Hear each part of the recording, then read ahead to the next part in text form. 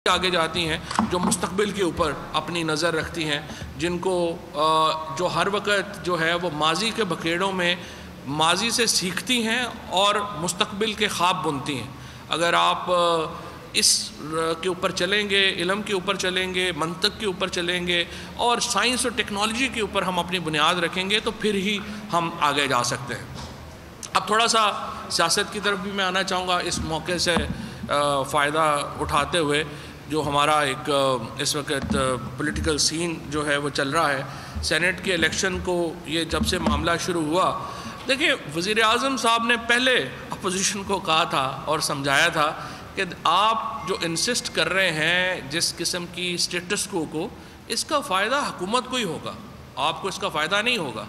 और अगर अपोजिशन उस वक़्त उनकी बात मान जाती और हम एक इस्लाहात की तरफ बढ़ते तो आज ये जो सेनेट का इलेक्शन जिस तरीके से मजाक बना है, ये मजाक जो है वो ना बनता। और अब भी मैं समझता हूँ कि जो आप इस वक्त पीडीएम के अंदर एक धींगा मुश्ती देख रहे हैं जिसमें कि बिलावल साहब का और मरियम नवाज़ का जो एक पर्सनल लेवल के ऊपर भी और फिर पीएमएलएन का और पीपल्स पार्टी का एक जो आपस में एक चल रहा है, ये ना होता अगर आप एक सिर्फ छोटे मफाद में बह जाने के बजाय आप पाकिस्तान के मुस्तकबिल को देखते। आप इस वक्त जो नून लीग वालों का मुंह बना हुआ है, तो जब आपको कह रहे थे कि आप आइए और इस्लाहात की तरफ चलते हैं और ओपन इलेक्शन कराते हैं, उस वक्त आप उस तरफ नहीं बढ़े और आपने कहा कि छोटा सारा जो हमारा मफाद है उसको हम ले कर आगे बढ़ें और बाकी सारे मामलात जो हैं उनको जो है वो भूल जाएं। अब तो प्रैक्टिकली ये है कि हम हुकूमत जो है वो तमाम जमातों के साथ अलहदा रब्ता करेगी, क्योंकि पीडीएम तो हमारी नज़र में ख़त्म हो चुका है। ज़ाहिर है अब इसके बाद हम क्या उनसे कोई तवक्को कर सकते हैं, लिहाजा तमाम जमातों से हम अलहदा रब्ता करेंगे। अब इस्तीफ़ों की सियासत ख़त्म हो चुकी है और इस्लाहात की सियासत शुरू हुई है। मेरी नज़र में हमने काफ़ी देर 2-2.5 साल इस्तीफ़ा खेल लिया है। अब हमें आगे बढ़ने की ज़रूरत है और उस वक़्त हम दोबारा ये एफ़र्ट ये कर रहे हैं। पहले आपने कहा कि देखिए जी बाकी लोग तो बात कर रहे हैं, वज़ीर आज़म बात नहीं कर रहे। वज़ीर आज़म ने आपको ख़त लिखा है स्पीकर साहब को और स्पीकर साहब ने वज़ीर आज़म साहब के कहने के ऊपर इस्लाहात का प्रोसेस जो है वो दोबारा शुरू किया है। मैं पीएमएलएन की जो पार्लिमानी पार्टी है उसको ये कहना चाहता हूँ कि मरियम नवाज़ की बचगाना सियासत कहीं पे नहीं लेके जाएगी आपको। मरियम नवाज़ का कोई दिलचस्पी नहीं है इस सारे मामले से, इंटरेस्ट से। उनका तो देखें, उनकी तो मौज लगी हुई है। वाले साहब सारे पैसे बाहर ले गए हैं, भाई जो हैं वो वहाँ के ऊपर बैठे हुए हैं और वहाँ पे नवाज़ शरीफ साहब रोज़ाना लंदन के नए रेस्टोरेंट में जाते हैं। बल्कि मैंने तो उनको मशवरा दिया था कि आजकल आप फ़ारग हैं, लंदन के रेस्टोरेंट्स पे एक रिव्यू ही लिख दें। चांद मांग रहे हैं, उनकी ख्वाहिशों के ऊपर आप पूरे मुल्क की सियासत तलपट कर देंगे, आप फ़ौज के ऊपर क्रिटिसिज्म शुरू कर देंगे और आप पाकिस्तान के इदारों के जो है वो निशाना बना देंगे और कुछ बेवकूफ़ लोग आपके जो हैं वो ख़ुद पाकिस्तान ना खपे की बातें करना शुरू कर देंगे। तो जाहिर है कि इससे आपकी अपनी सियासत तबाह हुई है, आपकी मज़ीद सियासत ख़राब होगी। नून लीग जो इस वक्त भी आप देखें पंजाब, सेंट्रल पंजाब के बाहर आपका कोई इन्फ्लुएंस नहीं रहा, आपका इन्फ्लुएंस ख़त्म हो गया। पीपल्स पार्टी का इन्फ्लुएंस अंदरूनी सिंध तक महदूद हो गया है। ये पॉलिटिकल पार्टीज़ को हर वक्त इमरान खान फोबिया से बाहर निकल कर अपनी सियासत के ऊपर भी नज़र डालनी चाहिए। कहीं खामियां गलतियां हम उनसे कहाँ हुई हैं जहाँ पे वो ये कहते हैं कि जी फ़ौज ये किरदार अदा करती है कि इलेक्टेबल्स को हमसे हटा देती है। तो इसका मतलब ये है कि सियासी जमातों की अपनी कोई वक़्त नहीं है, फिर तो इलेक्टेबल्स की वक़्त है। तो आप अपनी सियासत को अगर बड़ा करना चाहते हैं तो अपने गिरबान में झांकें, अपनी सियासत को बेहतर करें और एक फेडरल पार्टीज़ के तौर के ऊपर एक्ट करें।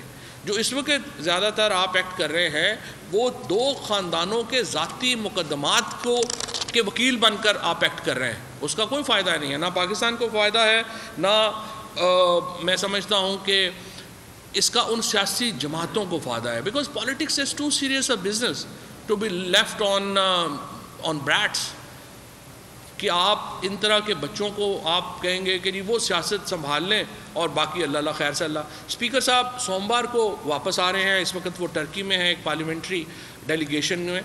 सोमवार से हम दोबारा सियासी जमातों से रब्ता शुरू करेंगे और PMLN से अलहदा रब्ता करेंगे, पीपल्स पार्टी से अलहदा रब्ता करेंगे। और हम चाहते हैं कि जो इलेक्टोरल रिफॉर्म्स का एक्ट हमने पार्लियामेंट में पेश कर दिया है, देखिए हमने अपनी इस्लाहात पार्लियामान के अंदर रख दी हैं, कॉन्स्टिट्यूशनल अमेंडमेंट रख दी है। अगर अपोजिशन ने उसमें तरमीम चाहती है, अपोजिशन उसको बदलना चाहती है, वो पार्लियामेंट के अंदर आए और अपनी तजावीज़ दे, उसको तब्दील कर लेते हैं। इलेक्शन रिफॉर्म से शुरू करते हैं। हर दफ़ा झगड़ा होता है कि ये इलेक्शन सही नहीं हुआ, ये इलेक्शन सही नहीं हुआ, तो फिर आखिर हम बैठेंगे तो चलेंगे ना आगे, उसके बाद बाकी इशूज़ के ऊपर जो है वो आगे चलते हैं। जब तक देखिए पहले भी आपने इमरान खान को कमज़ोर समझा, जब भी मुज़ाकरात की बात करते हैं तो लगता है कि आप हुकूमत को कमज़ोर समझ रहे हैं। आपने मुंह की खाई, आप तमाम जो हिकमत अमली थी आपकी, वो आपके अपने ऊपर ही बम बन के गिरी है। पहली बात, इमरान खान को मुल्क का लेजिटिमेट प्राइम मिनिस्टर तस्लीम करके, पार्लियामेंट को तस्लीम करके, कॉन्स्टिट्यूशन को तस्लीम करके आगे बढ़े। और आगे बढ़ने का क्या तरीका है हमने आपको बता दिया है। इलेक्टोरल रिफॉर्म्स कमेटी स्पीकर साहब बना रहे हैं, हमने पार्लिमानी लीडर्स को कहा है आइए इंतखाबी इस्लाहात की तरफ बढ़ते हैं। उसके बाद जो बाकी इश्यूज़ हैं बशमूल जो नैब का या बाकी चल रहे हैं उनके ऊपर भी आ जाएंगे। जहाँ से बात शुरू करनी है वहाँ से शुरू करें।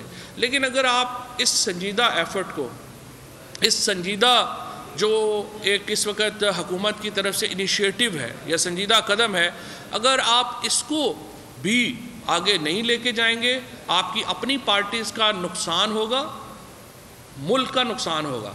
लेकिन मैं आपको यकीन दे रहा हूँ आपका अपना सबसे ज़्यादा नुकसान होगा, बाकी सबका इतना नुकसान नहीं होगा। और ये जो भी सेनेट का इलेक्शन आया है इसने फिर ये बात साबित की है। लिहाजा मेरी नज़र में अपोजिशन को अपनी सियासत के ऊपर नज़रसानी की ज़रूरत है। इलेक्शन जो हैं, और वो अब हम तो लोकल गवर्नमेंट इलेक्शन कराने जा रहे थे, लेकिन ज़ाहिर है अब इलेक्शन जो है लोकल गवर्नमेंट इलेक्शन तो सुप्रीम कोर्ट ने पुराने बहाल कर दिए, पंजाब के अंदर कम अज़ कम। लेकिन बड़े प्लेटफॉर्म्स के ऊपर मैं ये समझता हूँ कि अब वक्त है कि हम फिर हमने एक कदम पीछे लिया है। हम आपको ऑफ़र कर रहे हैं कि आइए बैठिए, और नून लीग और पीपल्स पार्टी भी एक कदम पीछे लें। स्पीकर साहब सोमवार को वापस आ जाएंगे, ट्यूसडे को या वेडनेसडे को हमारे साथ बैठें, कमेटी तश्कील दें और आइए यहाँ से आगे बढ़ते हैं। अपनी तजावीज़ दीजिए, हमारी तजावीज़ का जायज़ा लीजिए। शुक्रिया।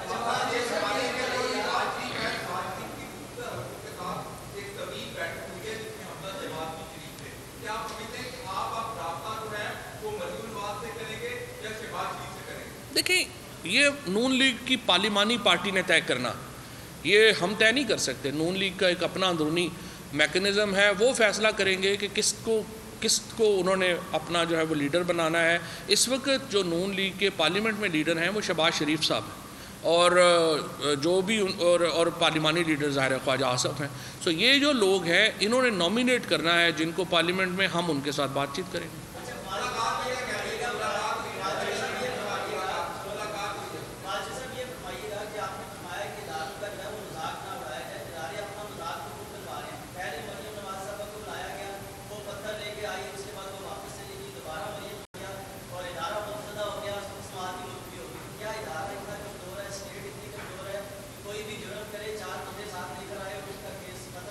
मैं एक्चुअली आपसे इत्तेफाक करता हूँ।